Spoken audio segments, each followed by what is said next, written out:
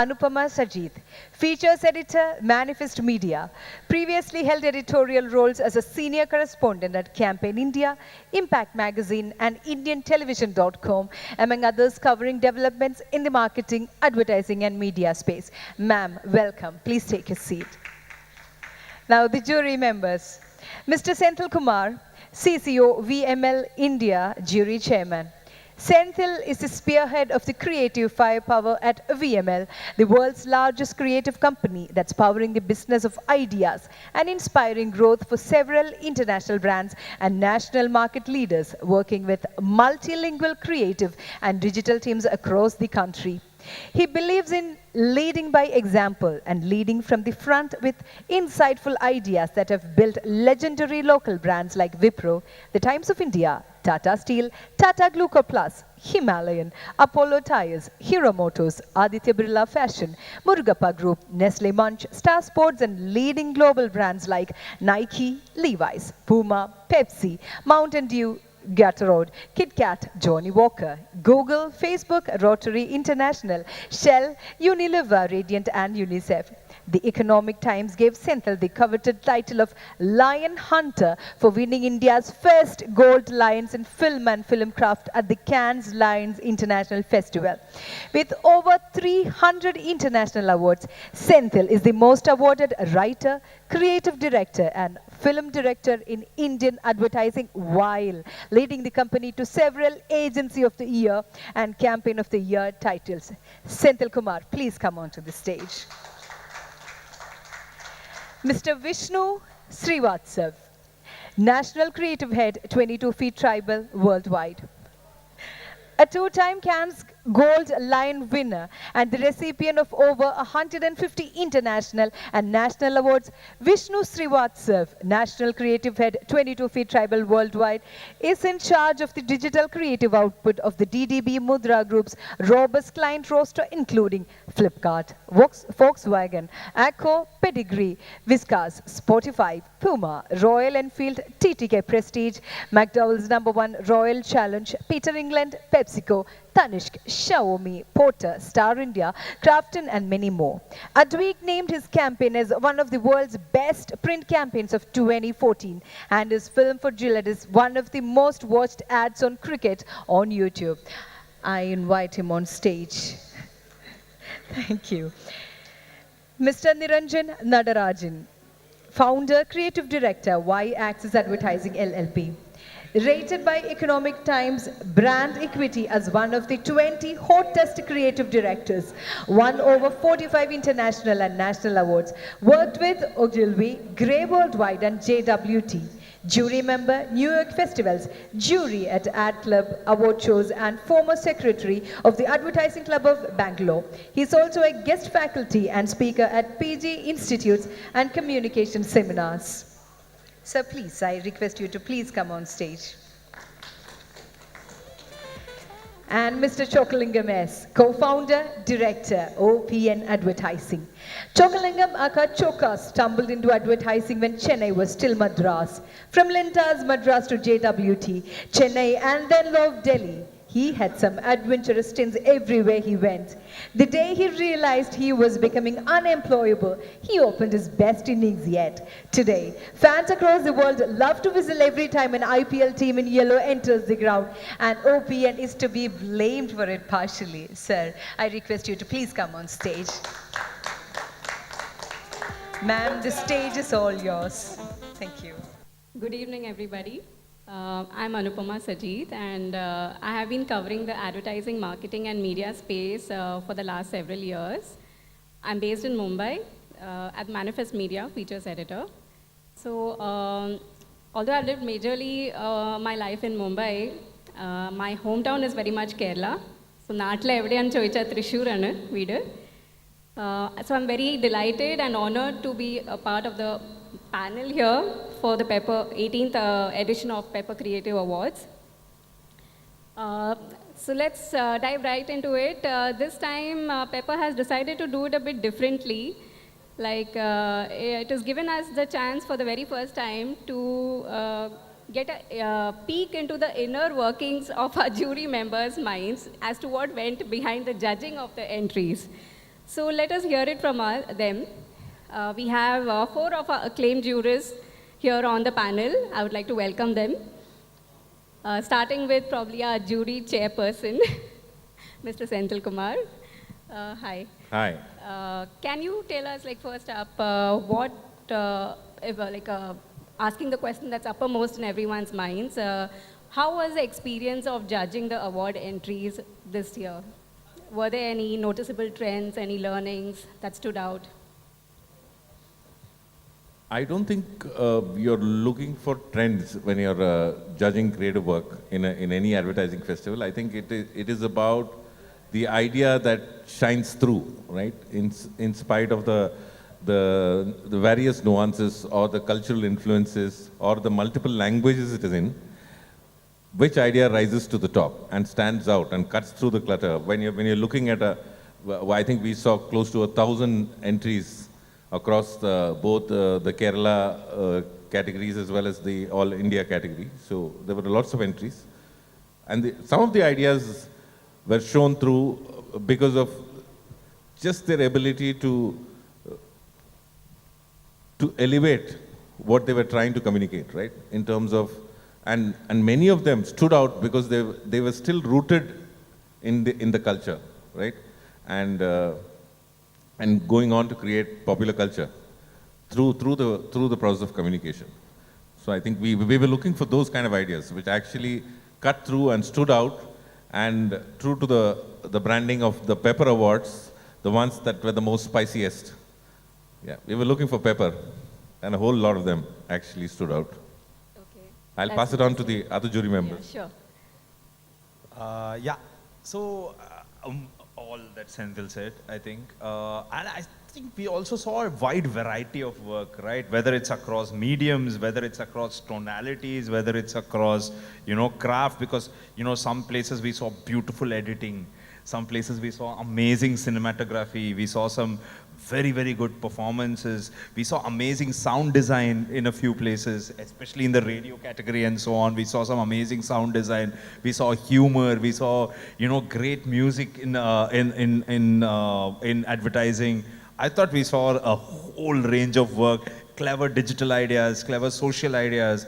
I think it just ran the gamut, right? And all of them had that voice, that sort of texture from the region, from the south, from Kerala, and that was very gratifying to see, right? And that was beautiful because it doesn't matter whether it was just a slick, beautiful film or just a piece of humor or just a talk show or a radio content. I felt both the texture and the culture shown through, and the craft, right? I think in this part of the world you tend to see the craft a bit more than other parts, and that also came through in the work. Okay, amazing. Niranjan, if you would like to say it, I think this time especially there was a newly introduced special jury award for outstanding creativity. So were there any aha moments for you while judging? He was mentioning the aha moment was seeing the amount of work that we had to finish judging and finish it within but it's actually more a oh moment than an aha moment. Okay. But then you're saying, I think if you come in with a sense of excitement because you're going to be seeing a lot of work which you may not have others seen, then there's a sense of reality when you know parameters, what you have to do, the number of pieces, the number of entries this year has been fairly high, and you're working within time limits. And the Pepper Ad Club, incredible amount of effort is going in to make sure that this is run. The third part of it comes from the discovery part. When you start, I think what Vishnu was talking about, the little nuances which have come, the things, and though I've been in the industry for some time, you still look at that and say, I don't know if I would have thought of that. And you're saying, oh, that's really nice. That's a charming way of telling a story. And that's really the joy, that when you look back and you say, hey, no, that was a lovely piece. I would have missed it if I wasn't part of the jury. For me, those are the joys of it. Choklingam, can you give your take on it? Yeah, adding to Niranjan's thing, yes, when we saw the number of entries that we had to judge, yeah, it was really, okay. But that shows the passion. And for me, it was, again, going back, I mean, being a student of this industry, so you really, every day is a learning, and you're really surprised by amount of fresh ideas that is coming up, and a lot of times I wish I had done that. So for me, a lot of radio ads were like that for me. Oh, that's really interesting. So now we know post award ceremony, if anyone is unhappy with who walked away with all the medals, you know whom to get hold of. Okay, all right. Coming on to the next question, like there's always an ongoing debate about award-winning campaigns and the actual revenue that it brings in the market for the brands. Like in the sense that award-winning campaigns and the actual work that brings in the revenue are two completely different set of things. Like people say that the work that wins the awards doesn't go on to actually work in the market. Would you say that awards, especially in the South, they help in pulling in the clients? No, I think that is a perception that, you know, there is a different kind of work that you need to do to win awards. And if that is the starting point, then the creative person has already failed. Because the objective of creativity is to tell story, to communicate something, right? And that's where you start. And in the process of creating communication for the brand, you come up with an idea first. And then you hope that that idea is good, and then you build that idea slowly into greatness. And then once it's out in the market, after the client approves it, is when you get the first recognition, right? That it is out in the market, it is released. A baby that you have had in your mind is actually out in the world, for the world to see. And then you figure out, I mean, when people start talking about it, when you start getting a sense of the popularity of how that idea becomes part of popular culture, is only then that you would consider it for awards or for festivals like the Pepper Awards. I don't think we saw any work that was purely designed for awards at the Pepper Awards this year. Is a clear sense from my side. Anyone wants to add? Because I don't think that it's different. In this case, at least we saw some really strong work, strong brand work. And like all of us are saying, in radio especially, I mean, the creativity was all over the place, right? So, over to you guys.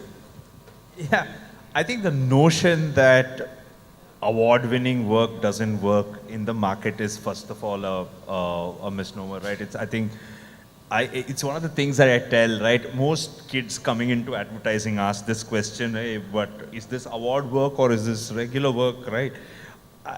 I tell them that when they drive by to office, right, they see a shot on iPhone campaign on the billboards, right? Very few people, like the millions of people driving by, don't realize it's a Cannes Grand Prix that they're looking at, right? I think there is bad work that doesn't do well in the market, there is good work that doesn't do well in the market, and there is good work that does well in the market. I think we see all of them at some level. You don't remember the bad work that doesn't do well in the market simply because it made no impact on you. You tend to remember the great work that didn't do well in the market because you are surprised. You think, hey, this was good work, how come it didn't do well in the market? And that happens.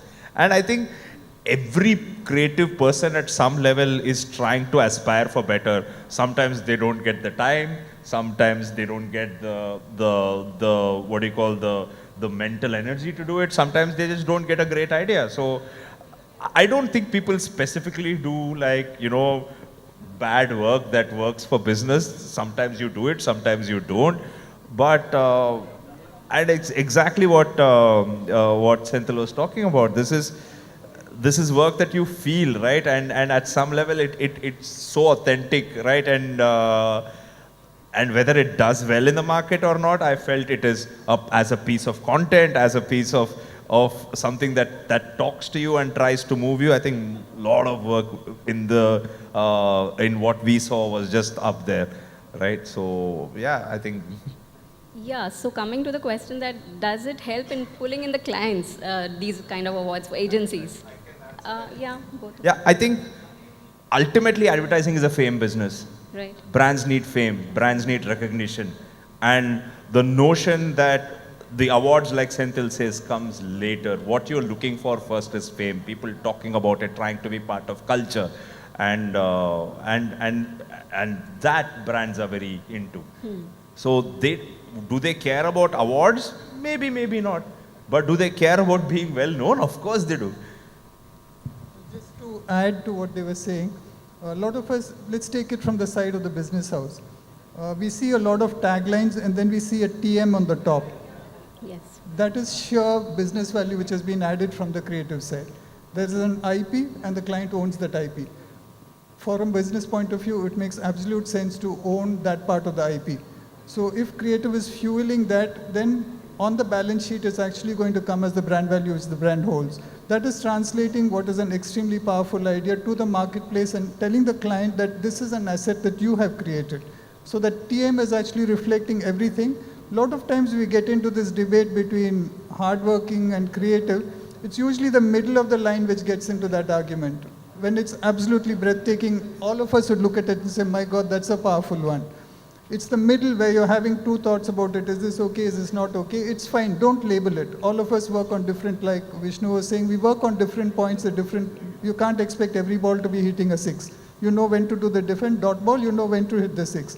So if you create something to the client and you say this is trademarked, and a lot of work which Senthil has created, they'll go on to become absolute business value for the client.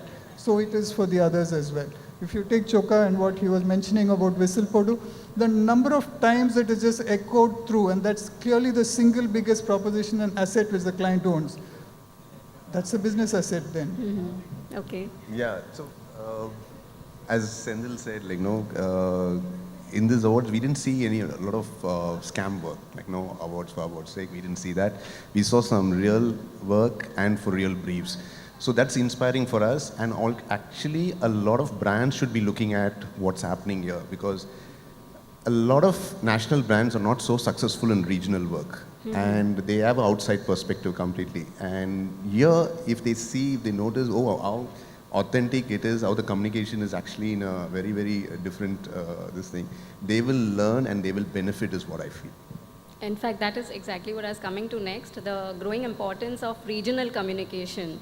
Like, are we seeing more brands, especially the national brands, moving away from doing dubbed versions of campaigns which worked elsewhere in Hindi or English to actually region-specific and more hyper-localized campaigns?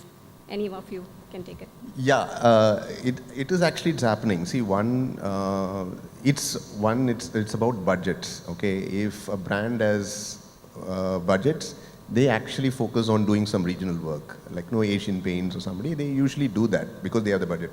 But there are brands which don't have budget, but slowly they're realizing if they need to capture this market, if they need to make some impact in this market, they need to talk the local language. They cannot dub it anymore. So that is happening. So more and more brands are realizing it, and more brands are reaching out to regional partners and trying to work out, in my case. Okay. I think there's also an added dimension of how universal is the connect. There is that part of where you're speaking from that could influence the way that you're telling the story. If we just look at K-pop, K-drama, how much of it is happening and how much we have seen. How many of us understand the language? Not really. I've got friends of mine, I don't watch, limitation, but I've got friends of mine who swoon over this. They just watch K-pop again and again and again, who watch K-drama again and again, which is no different from the serials which used to come or still come on Indian television and on OTT platforms. But something is going on in that narration which everybody is tuning into. And for that, there is the local part of it, there is the universality of the connect itself. You would like to add to that? Yeah, I mean, imagine if we all sat and only watched translated Bollywood movies. It makes no sense, but for the longest time, advertising has been doing that, right? Yeah. And that is a shift that many people are seeing, and it's exactly what Choka was talking about, right? I think people can discern between an outsider's voice and an insider's voice. Right? And culturally, if you need to connect with people, you can connect with people through a message. They might get what you're saying, but the big sort of North Star is brand love. You're not going to do brand love giving messages. You need to do brand love by creating cultural impact. and that you can't take and translate, right? You need to build off of that culture and not just transpose something that works somewhere else into this. So it is a shift that needed to happen. It's a shift that is happening, and it needs to happen faster, if anything. Do you see it happening amongst a lot of the Oh legacy yeah. brands? Oh yeah. A lot of our brands come and tell you, and it's the same conversation we have in meetings, and I tell them that there's a difference between language and culture, and you need to speak to culture and not just speak the language. Right. You'd like to add? I think it's all been said, and it's just dependent on which client wants to capture which market. I think Chokka also said that, right? So if you want to, your brand and the brand scores and your market shares to grow in Kerala, you have to talk and communicate and behave like a Malayali, right? People have to get the feeling that this is our brand. It's part of our culture, and brand love is one of the most important things. You must have heard the term that is, and it's about equity as well now, right? So brand love is a very important sort of expression when it comes to communication, right? So when you build brand love, you've got to reach the heart of that culture, of that people. So I think every brand, if it's a multinational brand, which is operating in different markets in the world, they don't do the same copy across the world, right? So for example, India is, it's not just 23 or 24 states, it's actually 23 or 24 countries. If you look at the size and the geography, the language, the Right. different cultures that we have as we cross the borders of the states, right? The language changes, the way the attire changes, the food changes. So the communication also should change in that same parameter. Right. Are we also seeing the reverse trend of regional campaigns being rolled out nationally with regional brand ambassadors and all? I don't think that much of the reverse is happening, Okay. except in some cases, like maybe what Chokka has done with Whistle Podo. I don't think it stayed only in TN, right? It's across the world. So sometimes some expressions move from the regional level to to national and sometimes to international as well. One example I'll build on is something that personally I have done and very proud of doing, is when the world's largest English newspaper wanted to launch the Chennai edition. We didn't do an English track. We didn't go with, because it's the world's largest English daily. It was not an English communication at all. The entire communication was in Tamil. And it went on to become one of the most popular tracks of all time. I It's believe called that was one of Nakamuka. the first Cannes Yeah, yeah. Lion Award winner. So we did have an English line in the end, which is a day in the life of Chennai.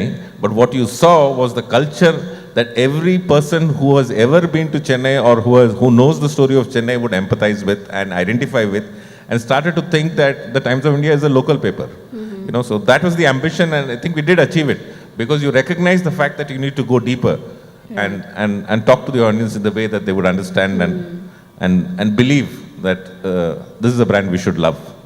Okay, amazing. I just and especially and it's so dear to me, the Nakamuka campaign, right?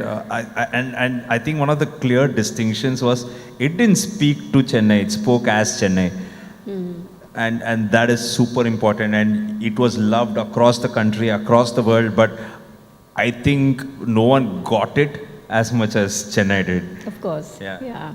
You wanted to add something? Oh, okay. It's also, I think, the perspective of the brand itself. It's not that you slap on the culture onto yourself suddenly, that all along you were doing something else, and then you suddenly come and say, okay, now going to wear a dhoti or a lungi and I'm going to do a dance and it's perfectly fine. It's not.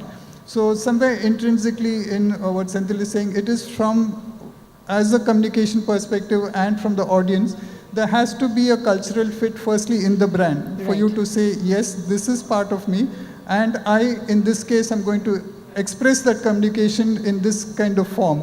So actually the first question is from the brand itself. Before we say, is it regional communication, it is, what is the brand? Is there a connect? Is there a story there first? Actually, we can slowly see some ideas from the regional one getting, adapted to national level or in a particular market. Like, for example, something which Star Vijay does. Star Vijay is some of the promo ideas, if you can see, like, they were originally thought in Tamil, but it solves a particular problem and it promotes something. Actually got adapted in multiple languages, the same idea, but done in a very local way with the actors there. So that is coming. So the idea today, it's not that this is a Chennai idea or this is a Cochin idea or whatever. It's not that. This idea can work anywhere. It all depends on the client to see that, okay, there is an opportunity here, it solves my marketing problem in this region, and I think this idea is best, and take that. Right.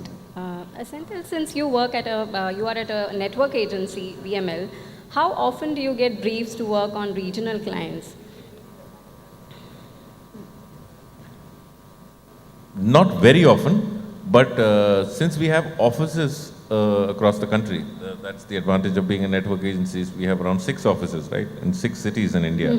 So the teams in the respective offices are all based on the clients that exist in that geography. For example, if you look at Calcutta or if you look at Bangalore and Chennai, it is the clients who are in the region. So you will get a lot of regional briefs, and which float up to me sometimes, or to the ECDs in the particular office, and if they feel that the potential of the brief is very big, then all of us jump in. I'm sure all of us do that, right? So if we identify a big opportunity, then all of us want to give it our best shot and do something. So we don't look at it as a regional brief or a regional opportunity, but you look at it as a potential opportunity, something you can convert from an opportunity to greatness, right? To communicate something or to come up with some big idea which blows everybody's mind. Right. Okay, coming on to the next topic, that is the elephant in the room, the digital, the uppermost in everyone. It's making its way into every advertising budget we see. In fact, in a recent interaction I had with Asian Paint CEO Amit Singhal, and he mentioned how less than a decade back, digital was made up just 5 to 10% of their media mix, and now it has grown to about 35 to 40%. So that is the impact it has made. How I'm curious to know down south, how is it coming from the traditional bastions of print, television? Is it the same? Is it a similar scenario here? I think across the board it is the same thing. I don't think the young audience that we have out there who's only living, dreaming, and floating in the digital world is different in Chennai and in Delhi or in Mumbai. I mean, they're all the same. I think across the country you will find that the budgets, the marketing budgets, the marketing managers have realized that they need to shift a certain amount of their marketing budgets, which becomes the advertising budget, to communicate in largely in a digital thing. So I think the shift right now is around 40-60. There is 60 in traditional and 40 in digital, which is a huge number already happening on the larger brands. Of course, some of the smaller brands which really believe in the power of newspapers, like in Kerala, and with the power of the language, the power of the word that we were speaking about earlier, that they continue to do and focus only on the traditional mediums. But I think everybody is waking up to the fact that you need to have a digital component to amplify your reach and your campaign and therefore your communication, right? Build on that, all the digital superstars. Yeah, Vishnu, 22 feet tribal. How agree much with percentage would you say digital has? No, I think I think one way of looking at it is everything is social content now.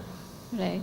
Like, I think Chokka was talking about the fact that there was a print ad that I think 5x people saw it online than they actually picked up the newspaper and did. I think, first of all, if you have a piece of creativity, no matter what medium you get on, it will travel on social.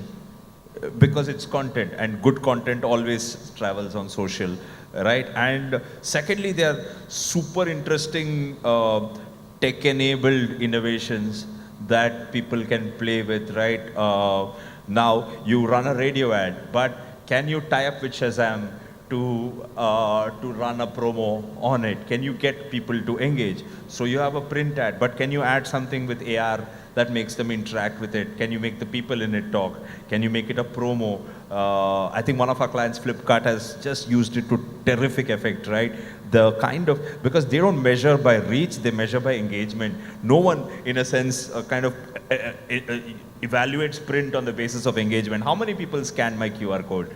How many people, how do I get people to actually engage with a print ad? And it's the same across the board, right? Whether it's a print or whether it's radio. I think there are interesting things. Of course, when you're running a sort of a digital creative setup in a day in, day out, you kind of think of different things. For example, like how do you make a WhatsApp bot more engaging? Right? How do you make a website more beautiful? What are the functionalities within it that you can do? You have to work with tech teams who will talk a very different language that you spoke so far. And but it's the same. I think ultimately everyone wants to tell a story. Everyone wants to create engaging content. And no matter, I think it's the same thing, right? When television advertising came, right, everyone said, oh, everything else is dead, and radio was dead, print was dead, or why would anyone read anything if there is, but there is power in every piece of content, no matter what medium it is. But the one advice I would give is that it's actually interesting if you use the power of social as amplification. No matter what medium you put it out on, you can actually use social to amplify it, and that I think people should start doing more. Okay. Would completely agree with what Vishnu is saying. Also, I don't know what you would call as traditional media, because a lot of people use it to read the digital side of it. So what is the definition? Because traditional media has changed as well. At some point in the funnel, you will come to what is my objective here and what is my cost of acquisition. When I'm at some point, you're going to say, if you're speaking to pet owners and you're saying, okay, in the state of Kerala, I'm speaking to pet owners, and digitally I've run a campaign, my awareness has come to this level, I've got certain consideration levels, I need certain conversion levels, especially if you're talking about something which needs a little bit of explanation. I need to tell you about this device. It's an IoT device, so I need to go a little deeper into it. So your choice of medium is actually from the message point. The rest of it is form. Like Vishnu was saying, I remember reading an article in 1920 sometime, if I remember, with the advent of radio, and Harvard was having its classes on radio. And everyone said, why would people go to college anymore? But 105 years later, people are still going to Harvard. So then it's the message, right? Right. Yeah, actually, I feel brands are a little late to catch on to this digital trend. Like, the budgets are shifting to digital, and now we see maybe 40% of that. But who actually did it much earlier than the brands? Political parties. You just see their budgets, and they've actually mastered the art in digital, is what I feel. Yeah. Okay. They are also one of the biggest spenders. Biggest spenders, yeah. And they completely, you don't know what is an ad out there, and everything is like being influenced. Yeah. Right. It's communication or manipulation, I think then you should look at what the objective is. Right. All communications manipulation. Okay, I think we have time for just one more question, and after that we would be opening up the panel for audience Q&A. So you can keep your questions ready in case you have any for the jurors. Coming to our last issue, which I think without that this conversation would be incomplete, which is of gender stereotyping in our ads down south. According to market reports, today gender norms are actually blurring across consumer purchase decisions. If you look at even everyday essential items, or even items of big ticket items like household appliances or even automobiles.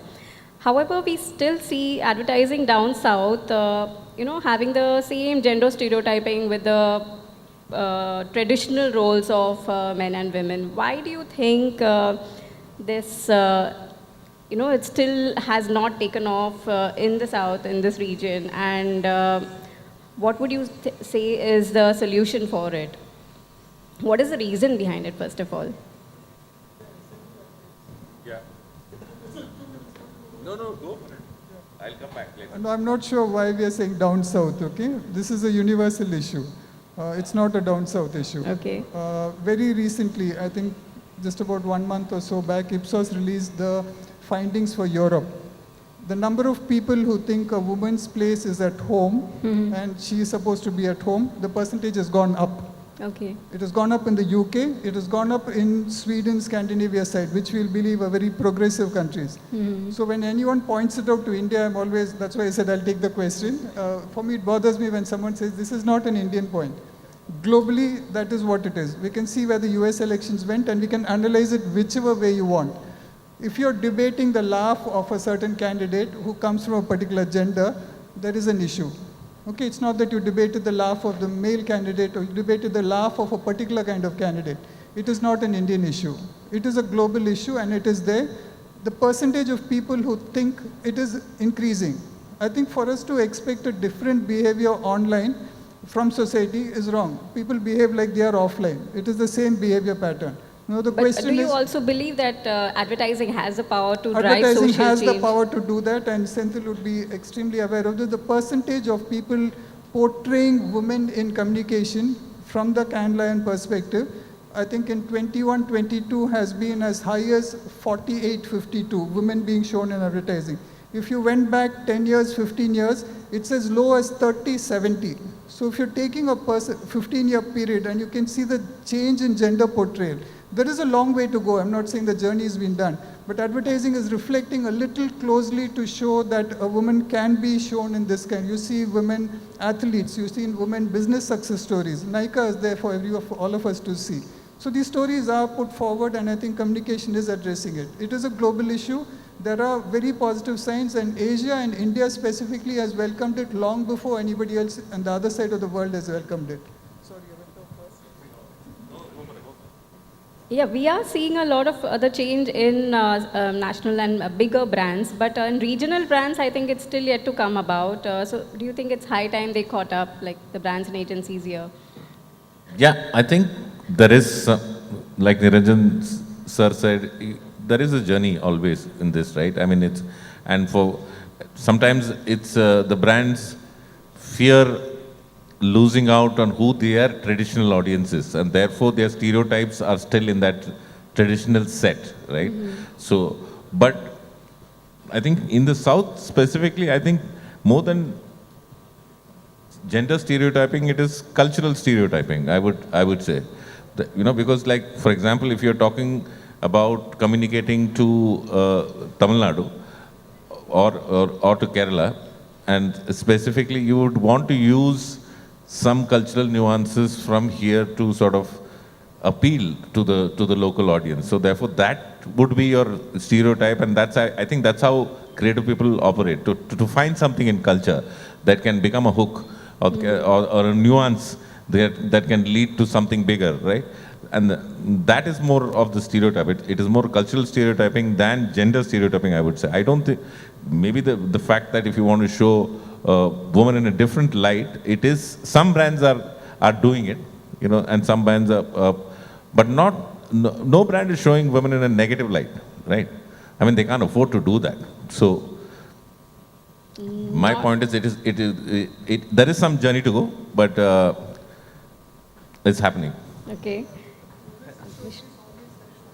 Sorry? Progressive showcase always helps the brand. Right. Yeah, there is a journey, there is a distance to go, there is a lot to be done, and I have a few questions that we ask ourselves is that, for example, at the TTP group, we have something called Take Two, which is where we put every ad that we create through a process where we find out how gender progressive it is or gender regressive it is. No client asked us to do that. It's an initiative because I think you spoke about it, that advertising has the potential to impact culture, and it must do all that it can. The inverse of that, of a stereotype, is tokenism. And that is, if you ask me, even more sort of disingenuous than stereotyping, because at least be true to your type, don't tick a box for the sake of it, and it just sounds so much more and feels so much more shallow when you do that. And if you're on a journey, by all means, you know, where we in TTK Prestige, where we work on, where we said that earlier, जो बीवी से करे प्यार, Prestige से कैसे करे इनकार. It took a while, some reflection, and they said जो अपनों से करे प्यार, right? It's a small thing. Is it world changing? No, it's not. But it's a. But it makes a in the difference. smallest way possible. I think that's the point, right? You have to feel it before you do it, and you don't do it because you have to. And that to me is super important. So. Would you like to? See, it's a collective effort. It's not just agency or the person who has to do it. It is more like the entire responsibility of the community, the society. Like Of course. you take a client or this thing. It depends on the person who's actually making the decision. A lot of times it's a business pressure. So this thing is actually the last in his priority. Of Okay, course, yeah. so it has to change from there. Like, no, okay, there should be some collective conscience and there should be effort from both sides, is what I feel. Do you think the situation can be salvaged by having more diverse or female voices in the team, or especially at the top where it matters? Definitely. Yeah, and that is a fantastic initiative, by the way, by DDP. Yeah, that's a nice thing. Yeah. And these things should be showcased, like, no, so that it's an Yeah. example for everybody to practice. And True. it cannot be just one particular agency. Everybody has to learn from it and do it. It is happening, like in our office, my partner, she runs the business and she's my boss actually.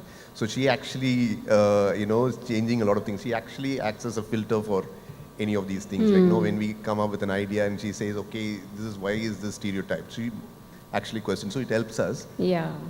But it is a small, from a side, it has to actually be somebody in the agencies, I mean, the client side also to do it. Right. Yeah. Sitting in a room where 15 men, that is entrepreneur and VCs, are talking about waxing. Okay, there's one girl who's from the agency, and she stood up and made a point, and there's absolute silence in the room. Afterwards, all of them are calling their wife to find out. It's bizarre, no? You're putting money on something where you have no personal experience.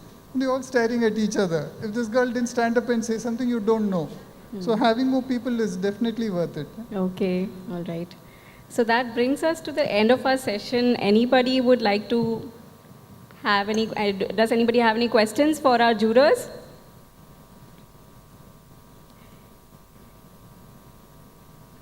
Audience questions. Hello. Hey, good evening, leaders. My name is Vipin. I have Hi. two questions, can I? Sure. One is about the more or less an industry problem or the industry challenge. Where are we missing the brand, kind of ads? Those era of Airtels and Vodafones and Zuzus, Asian Paints, Har Ghar Ki Kahani, and so on. Now are we restricting ourselves too much into a sales-oriented, campaigns, wherein, our focus is cost of acquisition, ROIs, and, 1:100 as in, spend versus sales ratio and so on. So as leaders, would you want, as an advertising freak or observer, I'm missing that era of, the late 90s and early 2000s, where we've seen the, the best phase of advertising industry. Aren't you missing, and what's your take on that? I'll ask the second question later. Okay. Who would like to take it?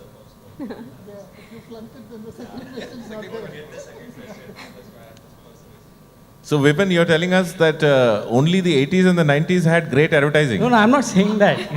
Now that's an insult No, to it's- all of us I'm here. not saying that. I've been missing. After so to say, क्या चल रहा है, fog चल रहा है. I You're don't. saying that they're too in language or they're sales driven. We didn't get your question actually. What It's more Is of it the- sales driven. I think maybe. all Or maybe the communication short from a format ads, client. 10 course. seconders and Yeah. 20-seconder ads, which don't make an Okay. impact so much. Is it about is it about TV moving to digital or the OTTs? I mean, I'm not seeing certain ads which otherwise I would have seen it on TV on a family viewing, kind of an arena. I mean, now it's all individual versus the tablet or the phones, and you get your targeted ads, which is pretty much I'm missing the larger scenario maybe. I don't know. No, we've been talking about that even on the panel now about the advent of the digital, the medium itself, right, which is taking over. But from your point about the shorter formats and the beauty of advertising that you saw in the 80s and 90s is not there anymore. I think that's not true, Vipin, because whatever is the constraint, creativity has to break through, right? That is the most important thing. If you are a creative person, whatever constraints the client throws at you, you have to bat. You have to find a way to hit the ball back and hit it out of the park. It might take a lot of time, a lot of effort to write a fantastic film in 10 seconds. But we have great examples of how we've done it for a few brands, which is what your targeted ads are all about, right? But in that format, it takes a different mindset to sharpen your skills to tell stories. It is still telling stories, but now you're saying you feel that they are very ordinary stories and they're just to the point to drive sales. Yeah, right? Just sorry to cut you. Yeah. But I'm not seeing Daag Acha Hai from, Surface Excel in the last 10 years. I'm not saying that, the faces have changed. I know the brand, objectives might have changed.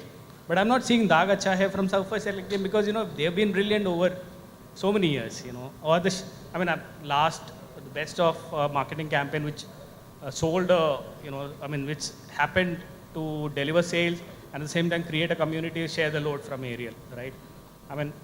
I don't know. It's just a concern. It's not that, kind of a blame or something. And Piyush Pandey also mentioned about, a great IPL ads are missing. I think you've only been seeing Piyush and Prasoon's No, work. not at all. Not at all. I'm a big fan of yours also. That's where, He's fishing for The idea was compliments. not to get to that, my friend. Sorry, But sorry. I'll just add the second question to it. Yeah. When you, sorry, I've been, the most taking- senior one here is Niranjan sir, so I'll let him answer this. So when you judge for such a panel or some this kind of an award, where is the thin line between ads getting into the business side of things or good ads from the creative point of it? You also measure it from the success from a sales point of view also. Just to understand whether while making entries, such kind of a scenario has also been taken into consideration. No, personally, I can take that. See, I think more than ever, award shows have been addressing this very issue and take impact very seriously. I think again the notion is that they're both mutually exclusive is wrong. I think great advertising coupled with great marketing initiatives coupled with possibly distribution and a good product will work very well in the market because and that's God's honest truth. Again, I come back to the shot on iPhone, right? I think today they're showing shot on OnePlus, they're showing shot on Vivo and all of that, right? And people, and the marketing objective is people choose phones based on their camera and that is leading to sales. So again, the notion that, it's that one big brand ad that made all the difference is again a sort of a misapprehension from people. Look at Cred, for example. Is Cred brand building advertising? Is it product pushing advertising? I think it's a bit of both. All advertising build brand.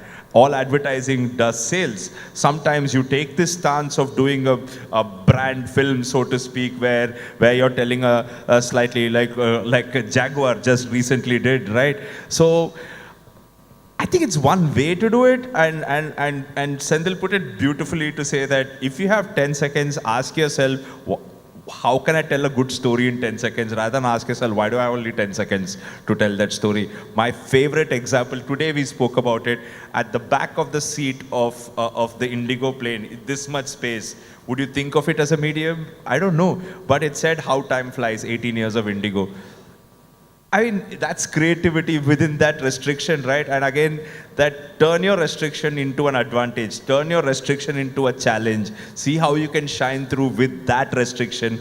And I'm not saying everyone does it all the time, but if you approach it with that mindset, more often than not, you'll make a difference, you'll move someone, and that is really what advertising creativity is all about, because we are fundamentally founded on restrictions. We were told that this much space you have for an ad, you were told this much time you have for an ad, you said this much money you have for an ad. I think these are all restrictions that all of us at some level have overcome, and that's how we continue to innovate in that sense.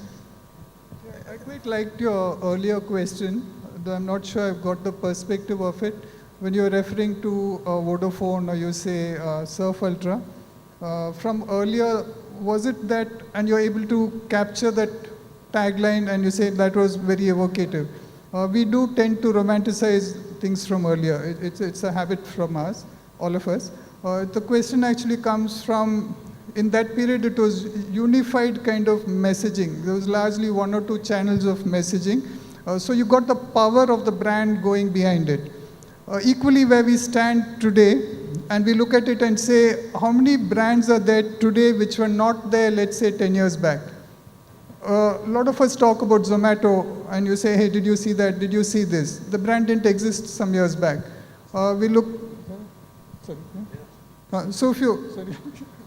No, so when you look at it and you say, there are brands today, the messaging is coming across different touch points. In one way, what Vishnu is saying, that all messaging does flow through the social stream. You're taking Ola or Uber, not there that many years ago. So there are newer brands who are finding, you take Ather in the electric EV space, the whole category wasn't there some time ago. New categories are being created, new brands are coming about. When you see the ranking of brands, you continuously keep seeing the shift. Old brands speaking new language, new brands emerging completely, totally. And then you're seeing that you might get this feeling that it's getting disintegrated because you're seeing at different points, but new brands are being built. So for us to absorb that and say, hey, a lot of new brands are being done, there is a lot of exciting work being done on different touch points. We can come back and catch this. I think just to add one point, you will always have more ideas than the client will have rejections. Always, that's a given. So when you go back, it is your resilience which counts. You will always be able to fill more blank screens than the client can. The client will always come to you for ideas because they are not able to create it. That is your power as an individual. You will always have that power. Yeah? To add that, no, I think it's also, you see less and less national ideas as such, because it's the rise of now regional brands. You take this recently one brand which got launched, Lagori Zira. What brilliant advertising. It was really nice, wonderful ad. I don't know whether you noticed it, but it was in a particular region, okay? It is not meant for this region. In that region, it really did well, and it is not a national campaign.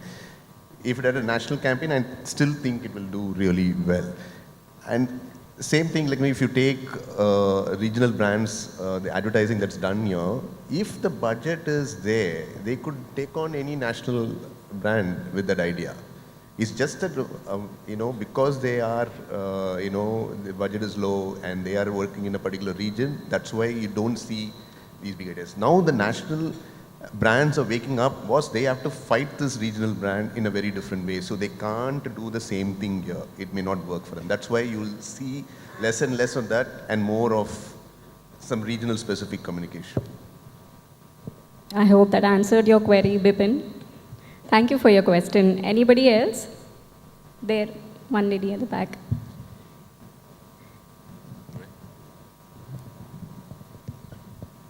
Hi, this is Jagrati from E4M. The question I have for all of you is that today, because there are so many brands, as you mentioned, and they are all doing great work, but there are just so many, do you think they also have to spend a lot to reach more people because they are constantly fighting it out for the attention of their consumers? Do you think that also affects, because even if it is a really creative ad, but not enough spends are put to really reach more people, it will not reach people. So that's one thing I wanted your perspective on. And the other part is that, do you think because of the clutter, it's also difficult to be memorable, the way an old ad used to be, because there weren't enough ads as such? So these are two aspects that I would like to your perspective. Who would like to take it? Yeah, I think budgets are an important element of reach, right?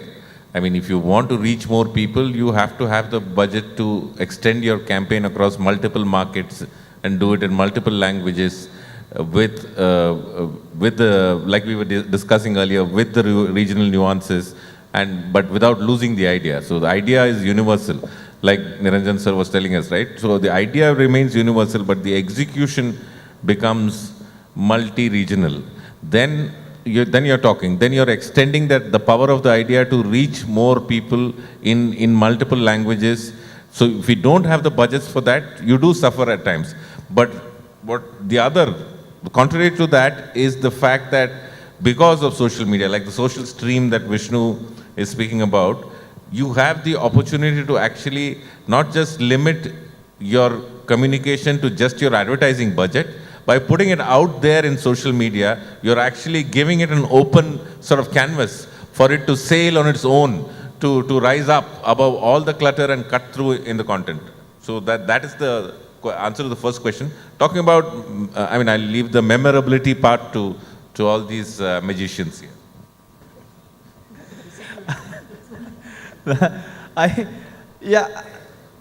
Yes, there are a lot of brands. Yes, not all of them have money. I think not all of them are playing in one big match, right? Everyone has relative targets to growth. Everyone has their own sort of journey. And I think your budget has to match your ambition and your journey. And your advertising, therefore, has to come from there. Right, like Lahori Zira, like Chokka was talking about, is not out to beat like Coca-Cola worldwide, right? So they needed to have a budget of a Coca-Cola worldwide. Now, having said that, what I find super interesting about having multiple brands coming up is today I feel within the marketing ecosystem a lot more bravery than we saw before. There are clients who come to us and say that if everyone's not talking about it, there's just no point doing it. Sometimes you have the budget, you're brave with the budget, saying you're going to put something out there for everyone to see. Sometimes you're brave with the tone and manner or something that, you want to be more provocative, you want to try something, everyone sees the cred advertising for a long time, right? But I think one of their earliest ads, what really caught my attention was their call to action. It said, ask your friend about cred.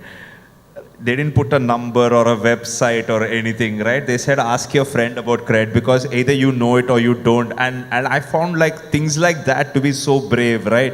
And I think everything has its good part and its bad part. You're right that, today you have X amount of budget and you're expected to deliver on certain parameters within that budget. But I think because everyone's sort of bootstrapping, everyone's sort of playing around with their own limited budget, they tend to be a lot braver. Right. Yeah. Virality is not free. Your point is valid. It's saying we'll make it viral. There's money behind virality. So that part of the investment is to be done. Only thing organic is vegetables. Personally, in my experience, if the budget is less, actually it's better. I'll tell you why. Because it gives me a thing to go back to the client and say, okay, the budget is low, and with this budget, with this constraint, let's do something completely, wacky or something really risky like this. And that makes the client thinking. And a lot of times when the client actually sees that, okay, I have less money, but I make sure with that less money, my idea really reaches so many people. Like, even if they watch it only once, it should be so memorable and so sticky. Can we do that? And actually, that has helped me do a lot of work with most of my clients, actually very, very low budget clients. I don't know why we attract those type of clients, but actually we take it as a good challenge because the client knows that this is the budget you have, so you cannot ask for anything bigger than that. We try and make the idea bigger than that budget. So we work with that constraint. So most of our work actually, thrives in that. So it's a good challenge to have if less budget is there, actually.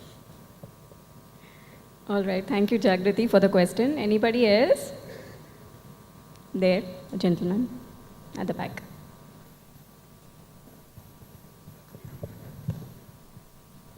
Hi, good evening, everyone. I am Rijo Joseph from Negative.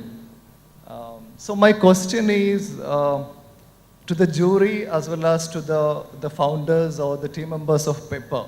So I'm little curious about to know, do we have a judging criteria on which all these creative components have been judged? Because I couldn't find anything in your website, or on what basis, how do we submit the things? And on what basis each creative aspects have been judged? And if it isn't there, what is holding us back from not publishing it? Because having a document like that, it will give us more way how it should be presented. I don't know if the question is very much valid, but I hope you got my point. Who would like to take that? I think the jury chair will take this. Yeah, I think it's a very good question that why is it not put up on the website, that we will figure out. But you know, the parameters of judging are the same across all festivals, because here my friend, you're choosing the idea, right? There are different categories, right? So for example, if you're judging radio, which medium do you want to talk about? You were talking about submitting the entry correctly with all the right details as per the 2 or 3 points or 4 or 5 points that is put on the website, right? So which category are you talking about? See, Give me which category that you want to enter and you want to win in your work. Then I will tell you how we would have judged it. Then it's easier. Let's make it interactive. yeah, exactly. Yeah. We all are branding personnel. We really work on brand guidelines, right? So why don't we have a brand guideline for Pepper? Simple as that. Brand guideline is slightly different. For Pepper, the Pepper Club, the Pepper Award show is slightly different. My But if point you're is- talking about judging the awards is different. Yeah, exactly. Why don't we have a brand guideline for judging each and every entry? Yeah, I mean, see, creativity is also, to a certain extent, it has, like, the Pepper Awards is a platform, right, to recognize creativity. So that is clear. That is the single guideline that runs through every category that we are judging. It is a platform for creativity to rise to the top, to shine through. So as jury members, what we would do, not just in Pepper Awards, there are no brand guidelines for Cannes Lions also. No. There are a list of, on a score of 1 to 10, we would, even here, we would rate first in our own minds. Maybe what you're seeking is like a tabulated way of how a judging process goes so that you understand it and therefore submit work. I think you should not focus on that, my friend. No. As a creative person, you should only focus on the idea and the craft of executing it in such a way that it blows everybody's mind. The audience in Kerala first, then the audience at a national level, then the audience at an international level. If you focus on that, then everything else will fall in place. If you focus on trying to, it's like when you're studying for the IAS and the administrative services or that kind of an exam, then you have a standard way of approaching it, a very formulaic approach. But here there is no formula. It is purely the power of the idea that will shine through, no matter who is judging your work. Because first judge, like we were discussing a couple of times earlier today, is your senior in your agency, right? Who's approving your idea. Then there's a second level of judging of that idea, which happens at the client level. Then it happens in the marketplace when you release it, and then it comes here, right? This is the 4th or 5th level of judging of an idea, which is already released by you. So I think what we all do is first we look for an idea. Supposing I'll give you an example, radio. And the category is sound design, right? Subcategory. And you, as jury members, we are all trained to look for that element of sound design which elevated the sound or the communication in that medium of radio, did it really break new ground? Did it wake us all up suddenly? Did the sound design transport us to a particular era or a particular time?